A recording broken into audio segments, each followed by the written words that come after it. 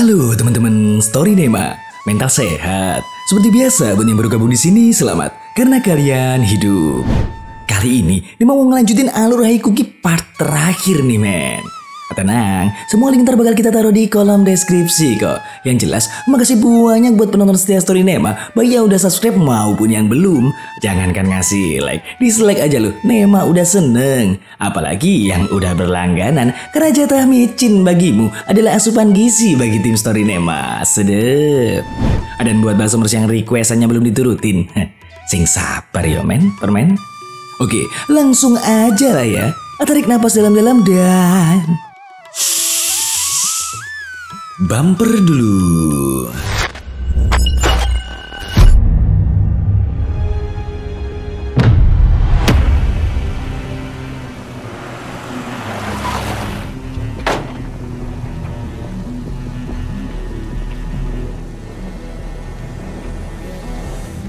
네가 호수구나. Malamnya, Suyong pamit pulang dan berjanji kalau besok bakal balik lagi. Dan sebelum pergi, Minhyong bilang kalau dia akan berusaha keras agar hidup mereka bisa jauh lebih baik, walau tanpa adanya biskuit lagi. Tentu aja, Suyong seketika terharu, men. 얼른 가서 푹 쉬어. 내일 보자.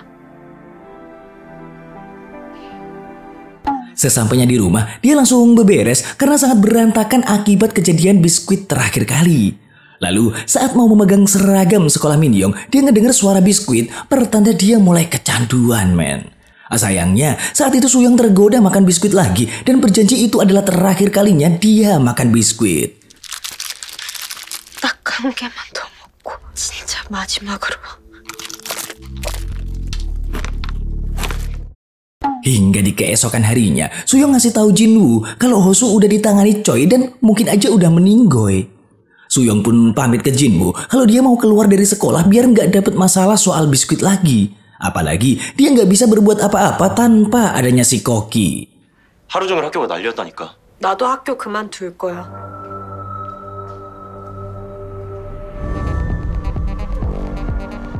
Nah, pas di toilet, Suyong disamperin para pelanggannya karena udah beberapa hari nggak bisa ngejual biskuit. Apesnya lagi, Haejin ngedenger hal itu, tapi untungnya Suyong masih bisa ngeles men. Tapi masalah nggak selesai di situ aja. Soalnya para pelanggan yang kecanduan ngikutin dan ngeliatin Suyong terus sampai kemudian.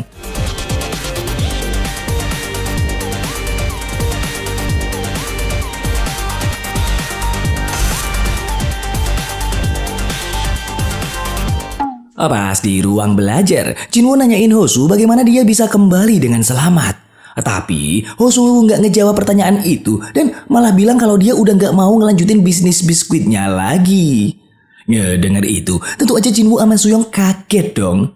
Bahkan saking emosinya, Jinwoo sampai ngajar Hosu karena nggak mau bisnis itu berhenti. Namun yang gak disangka, Hosu yang biasanya nerima-nerima aja, kini berbalik ngelawan, terus bilang kalau dia udah gak butuh Jinwoo lagi. Ngeliat Hosu yang pergi dari sana, Suyong pun mengejarnya dan bertanya apa yang sebenarnya terjadi. Diceritain deh tuh sama Hosu, kalau dia dapat masalah gara-gara Minhyong yang ngelapor ke Dohun tempo hari. Atas dasar itulah, Suyong pun meminta maaf dan bersedia ngebantu masalahnya kalau Hosu mau ngasih tahu apa yang terjadi. Namun di sini Hosu tetap gak mau ngasih tahu dan menyuruh Suyong agar segera keluar dari sekolah kalau emang mau ngebantu dia. 도와주고 싶으면 당장 학교 그만둬. Abis itu Hosu ngehubungin Bibi dan mengabarkan kalau bisnis biskuit harus tutup. Yang tentu aja Bibi marah karena tanpa Koki dia bukan apa-apa dan gak tahu mau kerja apa lagi. Sampai kemudian Suyong datang dan langsung diajak memohon ke si Koki lewat CCTV biar nggak jadi nutup bisnis itu men. Namun nggak lama Minju dan pelanggan yang lain dapat kabar dari Hosu si Koki kalau bisnis biskuit sudah tutup mulai hari itu juga. 사랑하는 고객 여러분께 무료 영업을 종료합니다. 아쉬운 소식을 전하려 합니다. 깊이 감사드리며.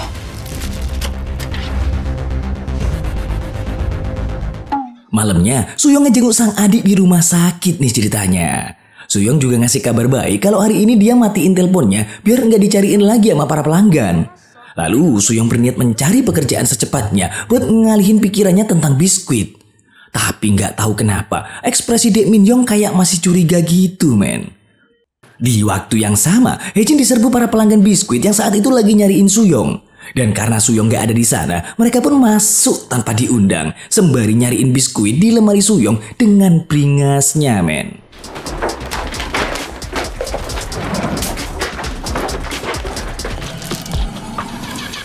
Singkat cerita, akhirnya Suyong dapat kerja sebagai tukang cuci di sebuah restoran nih, men. Tapi yang bikin kesel, dia nggak bakal digaji selama seminggu karena dianggap masih dalam masa training. Dan pas baru aja sampai rumah, Suyong dibuat terkejut sekaligus seneng karena tiba-tiba ada narkoboy yang merupakan bahan baku inti biskuit di depan pintunya. Nggak pakai lama, dia pun langsung nelpon Bibi buat ngajarin cara bikin tuh biskuit. Tanpa banyak waktu lama, Bibi langsung datang sambil bawa oven, lalu mereka pun kerja kelompok bareng, men.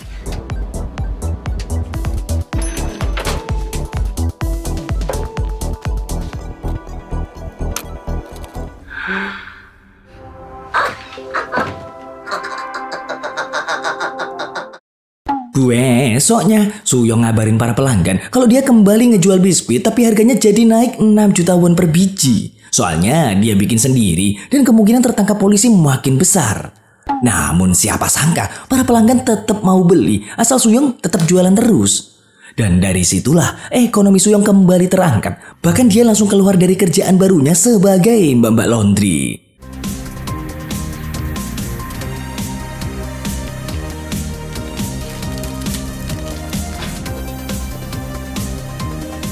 Lalu, pas Suyong lagi mau jalan ke kelas, dia papasan sama Hosu yang ternyata telah mengetahui kalau Suyong kembali menjual biskuit. Gak pakai lama, diajak ngobrol berdua deh tuh sama Hosu.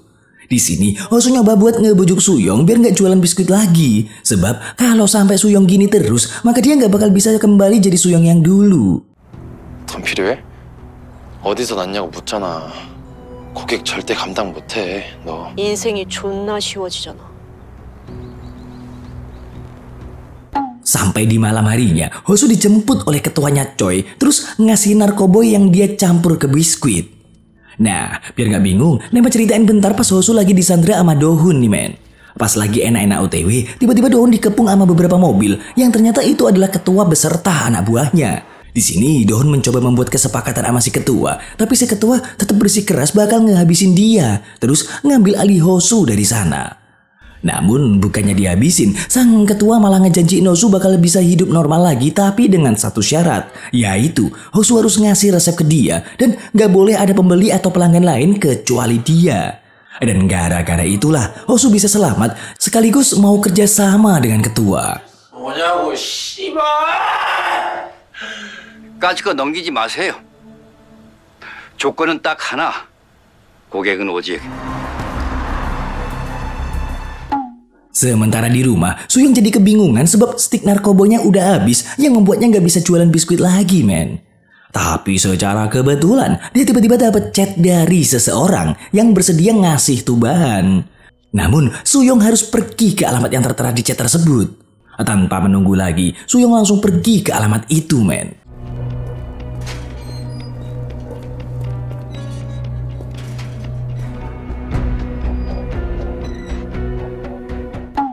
Bukannya dapat bahan, dia malah dikejutkan dengan kedatangan Choi yang ternyata masih hidup. Di sini baru diketahuilah sebuah fakta kalau dialah yang naruh bahan tersebut di depan rumah Suyong. Usut punya usut, Choi dapat bahan tersebut dari Gigi setelah menghabisinya. Namun bukannya marah telah dikhianati, Choi malah ngajak Suyong kerjasama buat ngambil alih resep biskuit dari Hosu dan ketua. Soalnya Choi tahu kalau Hosu kerjasama dengan ketua dan untungnya juga makin besar. Ngedenger itu, Suyong pun jadi bimbang, apalagi diiming-iming sama Choi kalau dia bisa jadi chef setelah berhasil mendapatkan resepnya.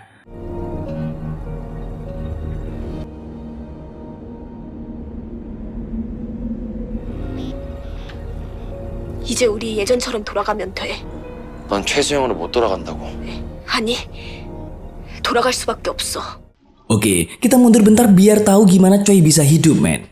Faktanya, setelah Dohun pergi habis nyandra Hosu, tiba-tiba seseorang datang terus ngebawa Choi ke rumah sakit. Dan setelah sadar, dia langsung nelpon si ketua karena ingin berjuang lagi buat menangkap Hosu si Koki. Tapi sang ketua menolak permintaan itu dan menyuruh Choi segera pergi dari Korea kalau masih pengen hidup.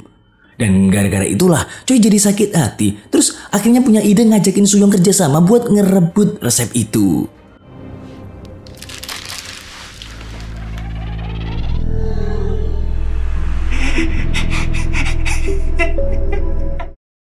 Keesokan harinya, di sekolah, Jinwoo ngasih tahu Suyong kalau para pelanggan udah kehabisan biskuit dan takutnya jadi berbahaya kayak sebelumnya.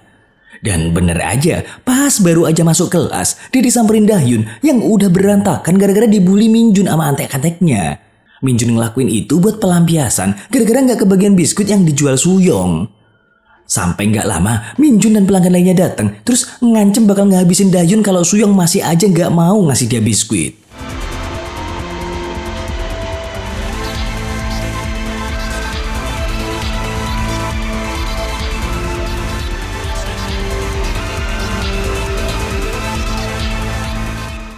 Ngeliat itu, Hosu langsung ngajak Suyong ngobrol empat mata dan lagi-lagi memperingatkan Suyong biar nggak jualan biskuit lagi. Tapi bukannya takut setelah didatengin banyak pelanggan yang kecanduan, Suyong malah minta resep ke Hosu karena dia juga pengen dapat pelanggan yang lebih banyak. Nah, disinilah akhirnya perdebatan panas pun terjadi. 실제 이은서는 따로 있고 교무실로 너에 관한 메일이 한 통 갈 거야. 너만큼 구질구질한데!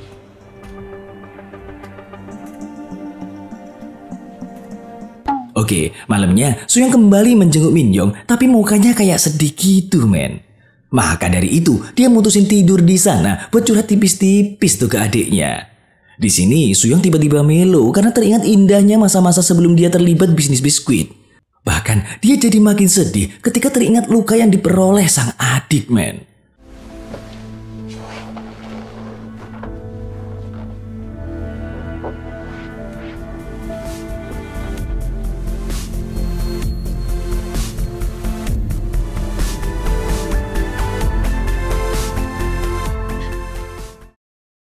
Hari pun berganti. Hosu ngelihat kalau Suyong gak ada di sekolah setelah diperingatin kemarin.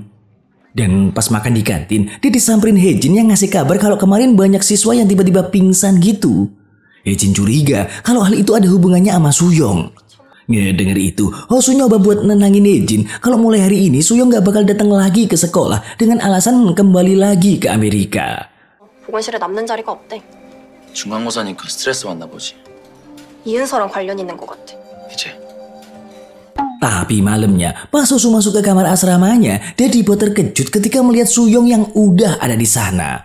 Lalu Hosu dibuat makin terkejut dan frustasi ketika Suyong nunjukin kalau Choi mendatangi ibunya di rumah sakit dan mengancam bakal ngabisin dia kalau nggak mau ngasih resep biskuit.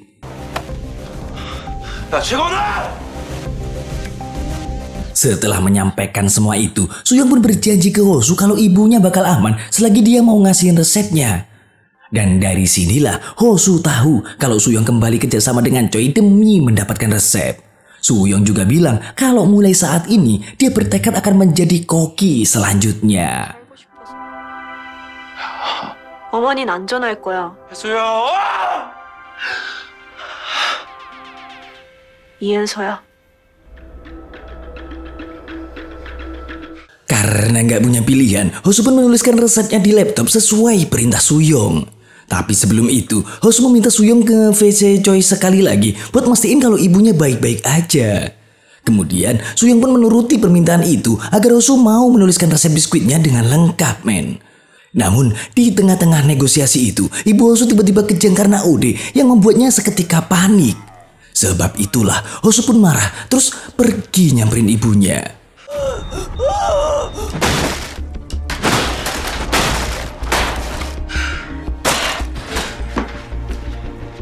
Sesampainya di rumah sakit, Hosu ngeliat ibunya yang udah mendapat perawatan dari tim medis. Tapi sayangnya, tim medis gagal menolong ibu Hosu sehingga beliau harus pergi untuk selama-lamanya, men.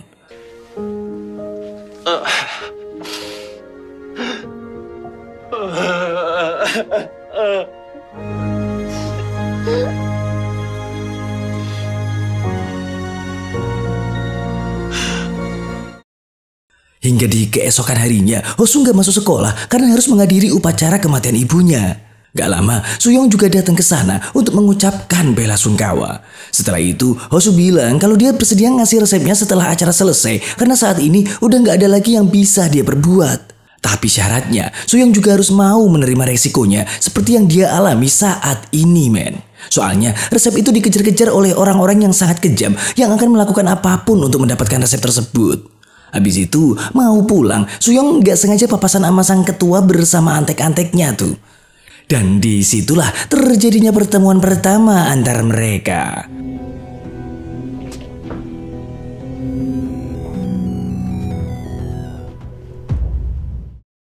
Hari pun berganti. Dengan wajah yang sangat sedih, Hosu ngebawa Abu jenazah ibunya jalan-jalan ke sekolah dan juga nunjukin kelasnya.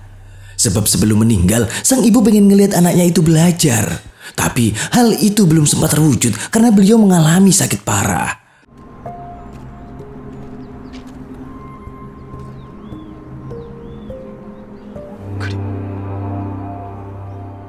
Sementara Suyong kembali menjenguk Min-yong yang saat itu sedang melawan kecanduannya.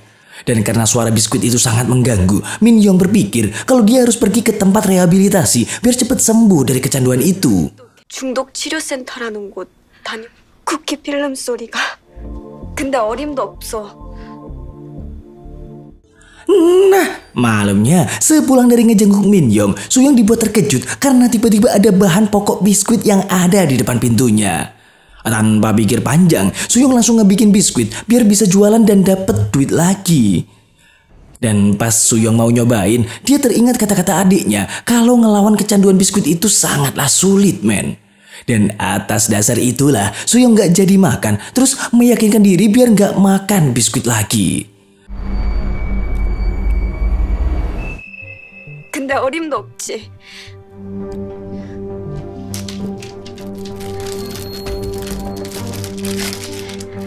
Keesokan harinya, di sekolah Suyong ngejual biskuit termasuk juga ke Jinwoo. Begitu kelar, dia mau masuk kelas sambil diikuti Haejin yang iri dengan nilai-nilainya. Dan yang gak disangka-sangka, men, tiba-tiba dia dilabrak oleh seorang pelanggan gara-gara Suyong sempet mogok jualan biskuit.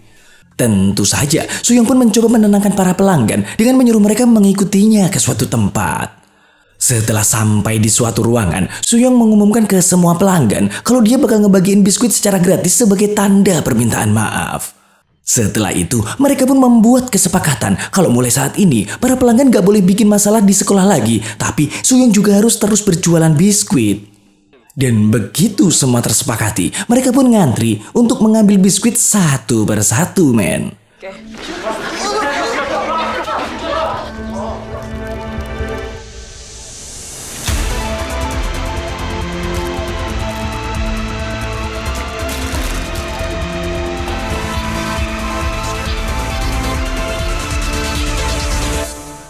Sementara di rumah sakit, Hosu mendatangi Min-yong untuk ngasih tahu kalau Suyong masih aja jualan biskuit di sekolah. Bahkan dia sampai tega menghabisi ibunya hanya demi mendapatkan resep biskuit, men. Namun tiba-tiba Min-yong kembali mendengar suara biskuit yang membuatnya sakit kepala. Tentu aja ngelihat itu, Hosu pun langsung ngasih biskuit karena tahu apa yang dialami Min-yong.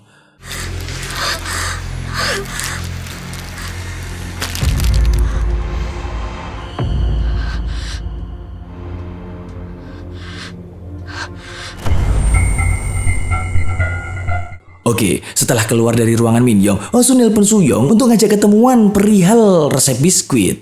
Tapi sebelum pergi, dia sempat dicegat sama Choi, terus minta agar Suyong mau berbagi resep sama dia. Soalnya dia tahu kalau Suyong mau ketemuan buat ngambil resepnya. Tapi Suyong nolak, men. Dan kemudian... 지금 그 중이에요? 내가 학교에 왔다는군요.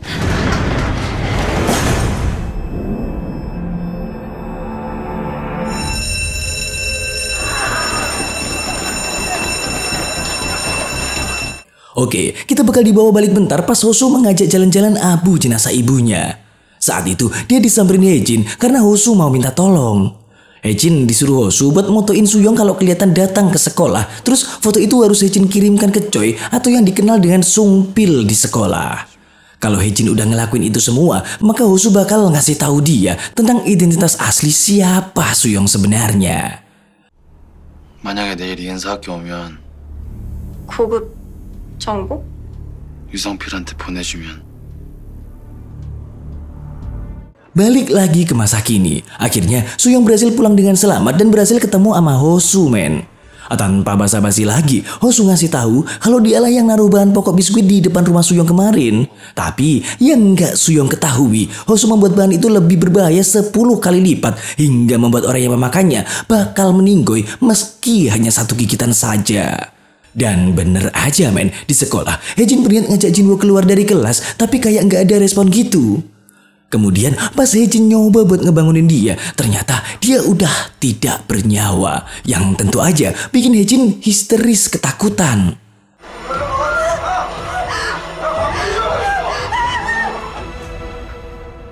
그럼 애들은 살았을 텐데. 당연히 너한테도 복수를 했어. Gak cuman Jinwoo aja, ternyata puluhan pelanggan yang dikasih biskuit gratis hari ini juga meninggoy akibat memakan biskuit dengan kandungan zat yang ditingkatkan oleh Hosu. Ditambah lagi, sebelumnya Hosu juga ngasih Minhyong biskuit yang membuat Suyong tentu aja makin kaget, men. Gara-gara itulah sekolah jadi chaos dan Suyong juga jadi panik. 언제는 감당할 수 있다며. 지급한 쿠키 때문에.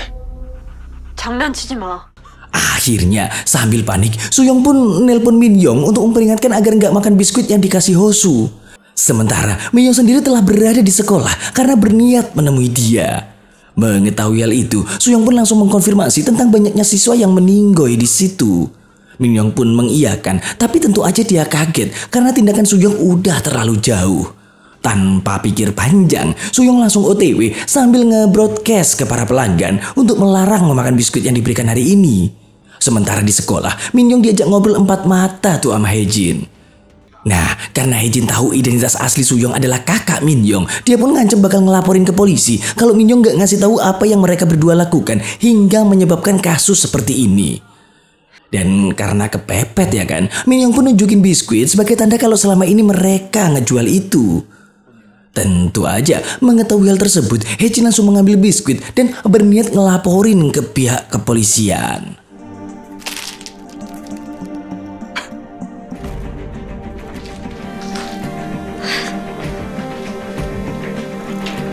Di sisi lain, akhirnya Suyong sampai di sekolah dan dibuat kaget setelah ngelihat banyak siswa yang meninggoy, men.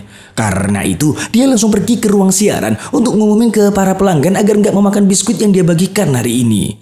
Tapi sebelum masuk, dia ditemui Minhyong terus ngasih tahu kalau Hejin udah pergi ngelaporin ke polisi atas kasus pemalsuan identitas dan juga ngejual biskuit berbahaya di sekolah.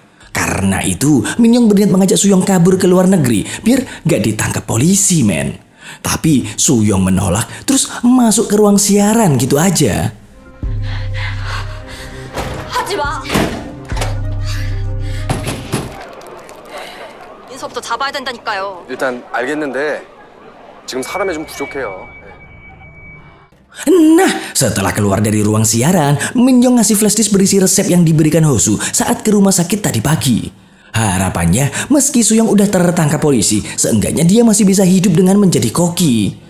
Ngelihat adiknya yang tiba-tiba nge-support dia jadi koki, Suyong pun meminta maaf, terus pergi ke asrama untuk mengumumkan ke semua orang yang ada di sana, men. Sampai nggak lama, para polisi datang mencari Suyong, tapi Minhyong ngasih tahu ke arah yang salah. 방금 방송실에서 나온 학생. 저쪽이요.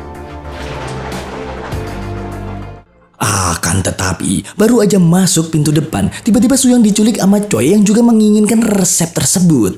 Kemudian, Choi ngebawa Suyong ke ruang laundry untuk meminta resep itu.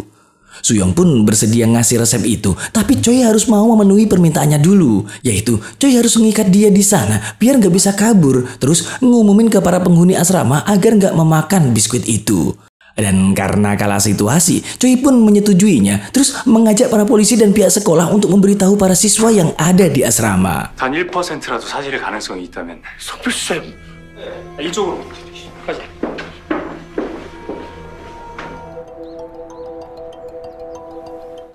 Kemudian, entah tahu dari mana, Minhyong mendatangi Suyong di ruang laundry untuk ngebebasin dia, men.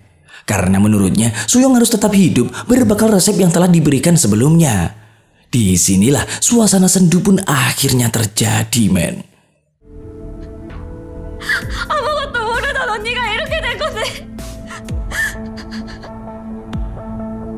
이제 몇이라도 구할 수 있었어. Sementara akhirnya Choi sama para polisi udah selesai mencegah dan mengambil biskuit dari para siswa yang ada di asrama. Lalu pas di dalam lift, Choi dibuat curiga dengan gerak-gerik para polisi karena nggak seperti polisi pada umumnya. Dan bener aja men, para polisi tiba-tiba menangkap Choi karena ternyata mereka udah disogok sama si ketua organisasi kriminal.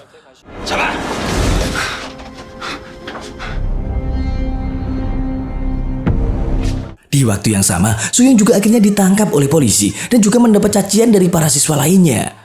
Dan sebelum masuk mobil polisi, dengan sedih, Suyong kayak ngasih isyarat ke Min Young gitu kalau dia mau pamit pergi, men.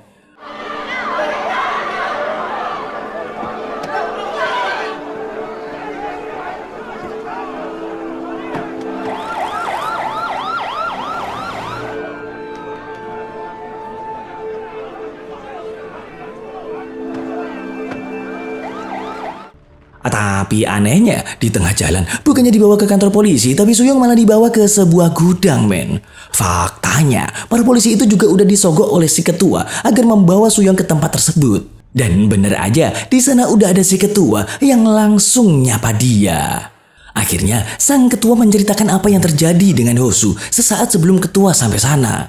Saat itu, si ketua menjemput Hosu untuk mengkonfirmasi tentang resep yang jatuh di tangan Suyong. Dan karena Hosu mengiyakan, sang ketua pun marah. Soalnya Hosu mengingkari janji yang katanya akan menjadikan si ketua pelanggan satu-satunya dan gak akan ngasih resep tersebut ke siapapun. Gara-gara itulah Hosu harus dihabisi, terus dibuang ke sebuah tempat yang gak banyak diketahui orang, men.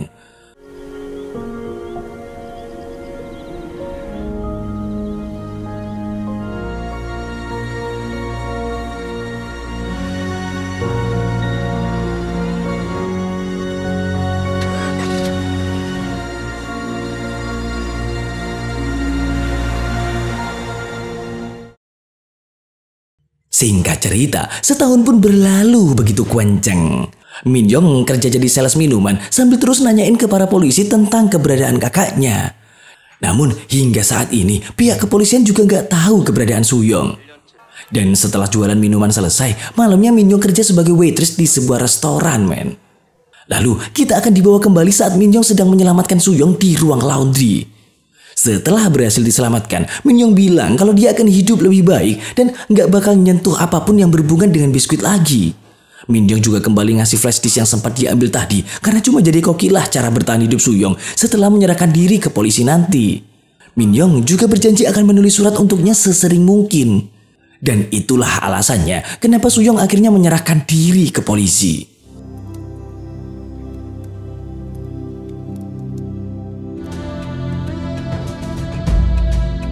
Nah, balik lagi ke masa kini. Pas enak-enak lagi ngelayanin pelanggan, Min Young dan seisi restoran dikejutkan dengan salah satu pelanggan yang berteriak ketakutan. Soalnya, dia melihat sesuatu yang menakutkan di toilet. Dan pas Min Young ngecek, ternyata...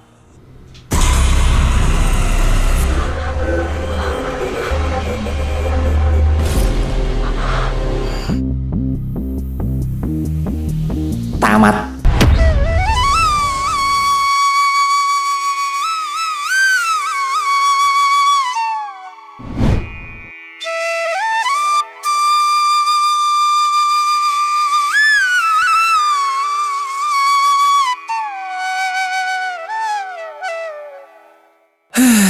Ending yang mengodekan.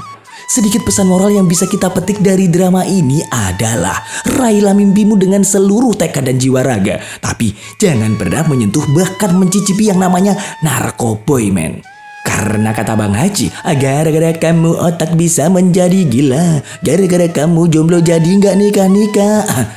Oke, seperti biasa buat para jomblo, segera temukan jodohmu karena daging yang terbelah rasanya lebih nikmat dari telapak tanganmu. Dan kalau ada yang request film untuk diulas, bisa kalian tulis di komentar ya. Bye.